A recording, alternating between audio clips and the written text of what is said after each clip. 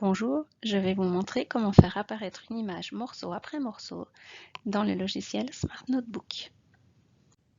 Alors ça pourrait être utile de montrer donc les images morceau par morceau, si par exemple on veut introduire un nouveau thème, discuter sur des affiches de films ou de publicités ou autres, sur la couverture peut-être d'un nouveau livre, sur une œuvre d'art, et puis peut-être sur des tableaux de nombres.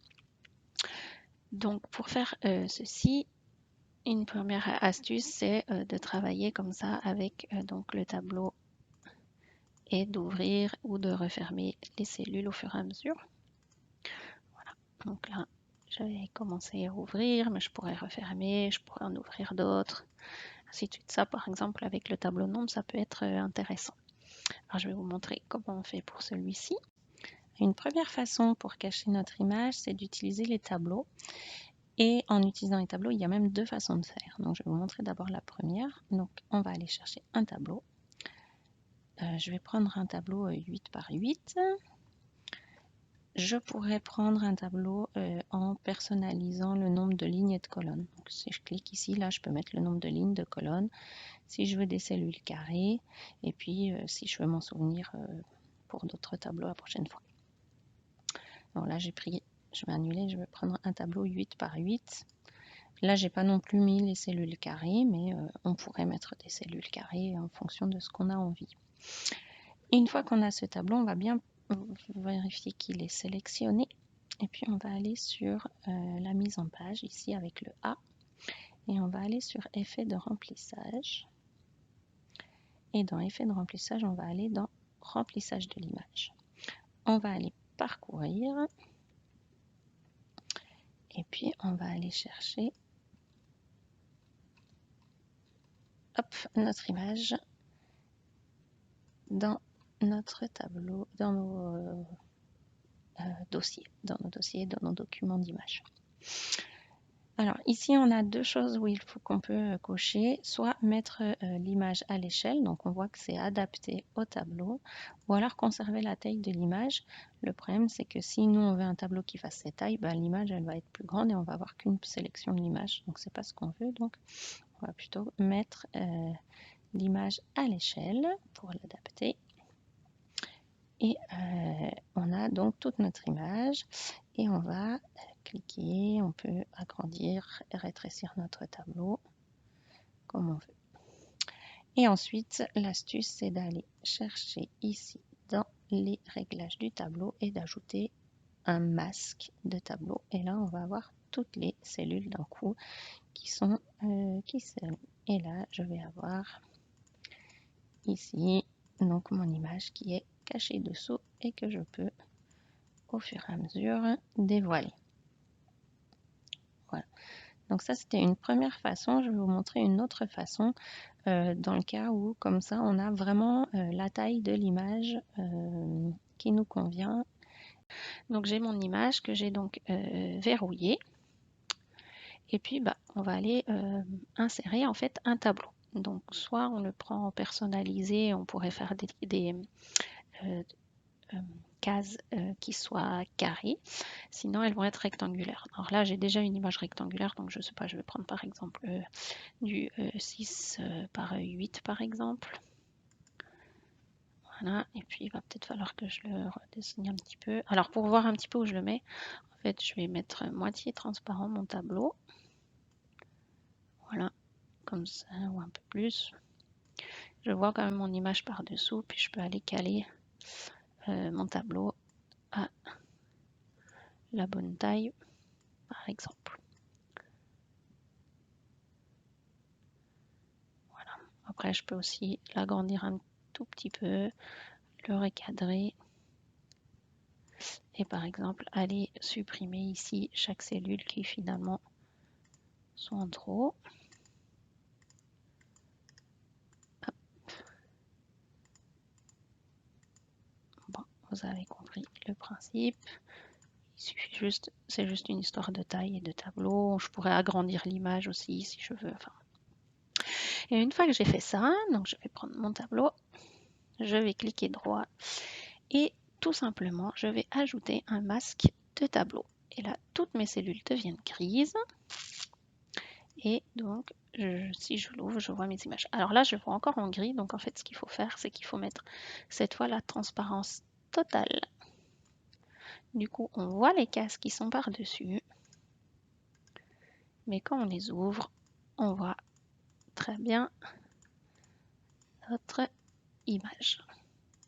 Donc là, c'est pas mal pour, par exemple, un tableau de nombres.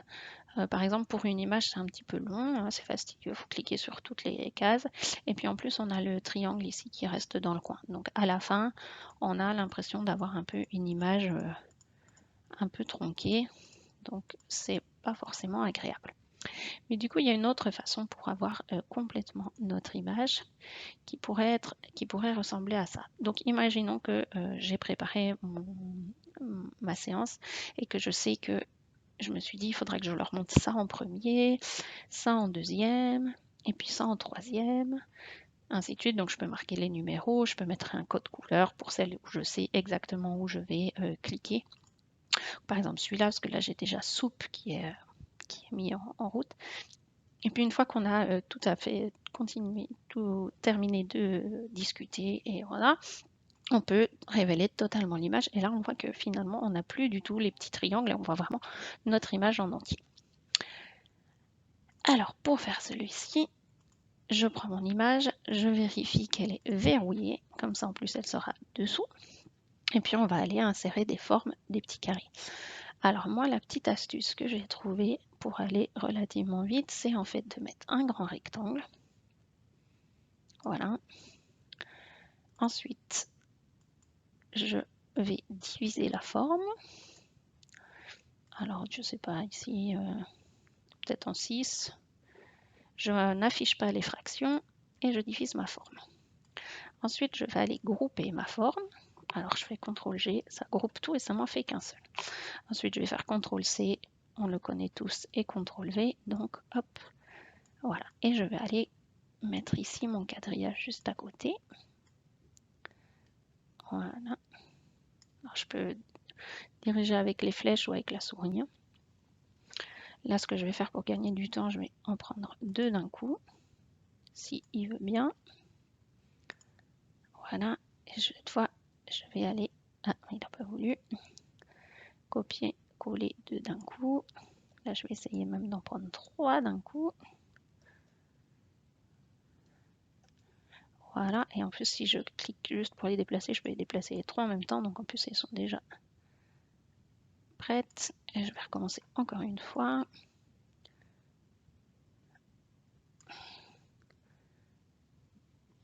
Hop. Puis je vais recommencer encore une fois. Voilà. Et puis, je m'aperçois que finalement, celui-là, il n'est pas utile. Une fois que j'ai fait ça, je vais retourner et cette fois, je vais dissocier toutes mes formes pour avoir chaque petite case. Là, hop, je me retrouve avec plein de points verts. Super. Je clique ailleurs. Alors, je me dis, mes élèves, la première chose que je veux leur faire, sur laquelle je veux qu'on discute, par exemple, c'est la case qui est rouge ici. Donc, je vais aller juste au-dessus. Voilà, je clique sur le côté supérieur de la forme, puisque sinon elle est vide et il va attraper plutôt l'image qui est dessous. Donc je prends, je vais aller par exemple la mettre en rose. Je peux double-cliquer dedans et du coup je peux aller écrire mon nombre si je veux. On peut changer la police ensuite. La deuxième case que je voudrais leur faire découvrir, imaginons c'est celle-ci. Je vais faire la même chose, je vais changer de couleur, enfin, je vais changer la couleur. Et puis par exemple, je vais écrire 2.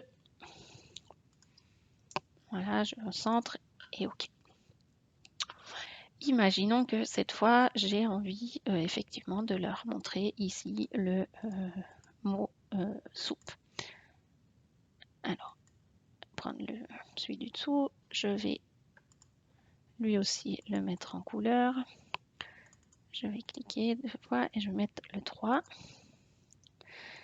Je vais aller chercher l'image qui est la case qui est là, par exemple, la case qui est là. Je vais elle aussi les mettre en rose. Et puis je vais aussi aller chercher celle-là en plus et je vais les grouper. Alors pour grouper, on peut faire CTRL-G. Voilà. Donc j'ai groupé ces trois-là. Ça marche.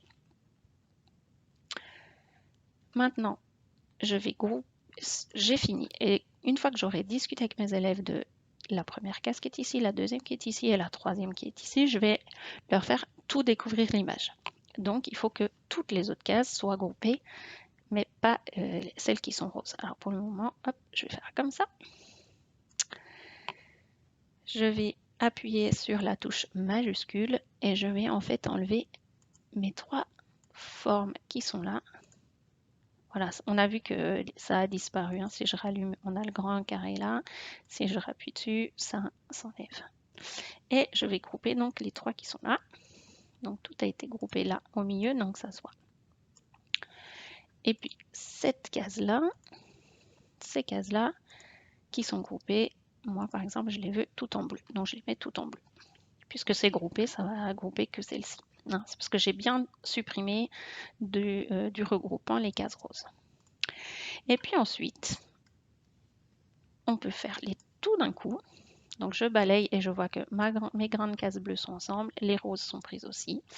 Je vais faire un clic droit, je vais aller sur propriétés, je vais aller sur animer l'objet, animation de l'objet et je vais mettre fondu au noir. Et je peux choisir la vitesse de fondu, alors soit lente, soit normale, soit rapide. Hop. Par exemple lente. Et puis, quand est-ce que je veux que ça disparaisse? Au moment où je clique sur l'objet. Et là, j'ai terminé. Et si je vais donc cliquer sur ma case, la première, elle disparaît. Tiens, c'est rouge, on discute. Ok, bon, je vous montre autre chose, les élèves. Le 2, tiens, je vais vous montrer autre chose. Il y a écrit soupe.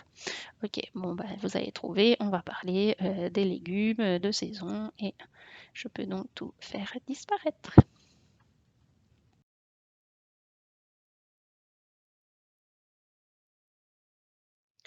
Et voilà, j'espère que cela vous sera utile. Amusez-vous bien et à bientôt!